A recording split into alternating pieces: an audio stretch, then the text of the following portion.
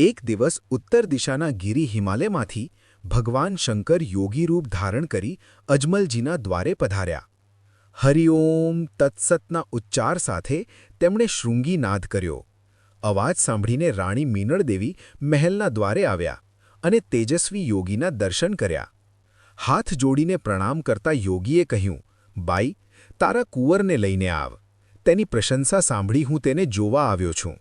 યોગીના ભયાનક વેશ જોઈ મીનળદેવી ગભરાઈ ગયા અને રામદેવજીને બદલે વિરમદેવને લઈને આવ્યા.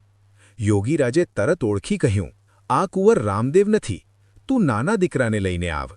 હું રામદેવને જોવા આવ્યો છું. મીનળદેવી બોલ્યા, મહારાજ, આપનો વેશ ભયાનક છે, એટલે હું મારા રામકુંવરને નહીં લાવું. એટલામાં અજમલજી આવ્યા અને યોગીને પ્રણામ કરીને કહ્યું, સાધુ સંતોનું આપણા આંગણે આગમન સૌભાગ્ય છે. બાળકને લઈને આવો. ત્યારે મીનળદેવી રામદેવજીને તેડીને આવ્યા. યોગીરાજે બાળકના દર્શન કરી આનંદથી કહ્યું, હરિઓમ તત્સત, તમે મહાભાગ્યવાન છો. ત્યારબાદ તેમણે રામદેવજીને ભમ્મર ભાલો, ગુગ્ગળ ધૂપ, ભસ્મ, ધોળી ધર્મધજા અને આદિપંથની અલખ ઝોળી પોતાની નિશાની રૂપે ભેટ આપી. અજમલજી, મીનળદેવી અને રામદેવજી યોગીરાજના ચરણોમાં પડી ગયા.